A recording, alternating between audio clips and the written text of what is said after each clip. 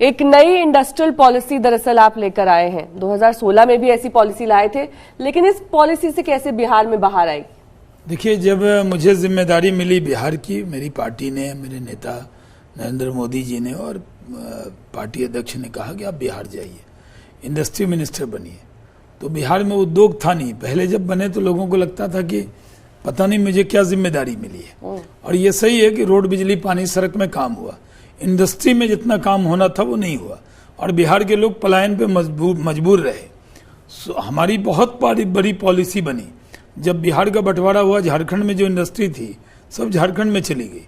बिहार में लोग कहते थे बालू बच गया, आलू बच गया, और एक नेता का भी नाम लेते थे। लेकिन नीतीश कुमार जी ने, एनडीए की सरकार ने काफी काम किया इंफ्रास्ट्रक्चर में। रोड, बिजली, पानी, सड़क हुआ, स्वास्थ्य हुआ, हमारी कृषि की पैदावार बढ़ी। और बिहार में क्या हो सकता है? तो बिहार में लोग कहते थे समुंदर दूर है, पोर्ट नजदीक में नहीं है, आखिर बिहार में क्या होगा?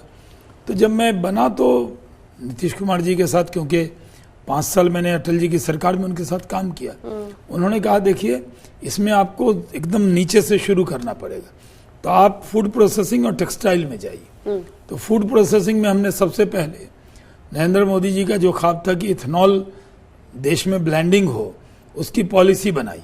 और वो जो पॉलिसी बनाई तो बिहार ने भी इथेनॉल पॉलिसी बनाई। तो आप ताज्जुब करेंगे, कोरोना टाइम में, कोरोना काल में करीब 30,000 करोड़ के प्रपोजल आए और हम लोगों को कोटा 18 करोड़ लीटर का मिला। लेकिन प्रपोजल जो हमने बिड किया 172 करोड़ लीटर। अगर इतना हमें कोटा मिल जाता तो बिहार के हर जिले में एक 300-400 करोड़ का इथेनॉल प्लांट आ जाएगा। बहुत अच्छी बातें इथेनॉल को लेकर और जो प्रधानमंत्री का अभियान है उसको लेकर कही, लेकिन चुनौतियां तो जबरदस्त थी शाहनवाज जी, क्योंकि कोरोना काल में बिहार का मजदूर अलग अलग राज्यों से वापस अपने प्रदेश की ओर आ रहा था। उन्हें स्थापित करने का, जो कि विस्थापित हो चुके थे, वहां से वापस उनके रोजगार मुहैया करें, ये एक बड़ी चुनौती उस वक्त सरकार के लिए थी, जो अब जाकर पूर्ण हो पाई है या उसमें अभी भी काम करना बाकी है? और ऐसा क्या है कि अगर इतने साल से इस तरह की पॉलिसी मौजूद थी तो बिहार के मजदूर को बाहर के राज्यों में जाना ही क्यों पड़ता है? नहीं, ये सही है कि बिहार के बारे में परसेप्शन अलग था। बिहार के बारे में लोग फिल्मी परसेप्शन देखते थे। बिहारी का मतलब तौलिया रखे हुए खैनी लटा रहा है, फिल्में बन रही है, अपहरण, गंगा जल, शूल, टोन बिहार का होता था। अब बिहार में सुपर 30 बनने लगी। बिहार की इमेज बदली है। अब एक नई सरकार है, मतलब सरकार, ये सही है 15 साल से वो है, लेकिन खुद नीतीश कुमार जी ने अपनी तकरीर में कहा कि हम प्रयास किए लेकिन ज्यादा नहीं कर पाए। अब जो मुझे जिम्मा मिला है, मैं सेंट्रल में मिनिस्टर रहा हूं अटल जी की सरकार में, तो मुझे लगा कि मैं क्या करूं।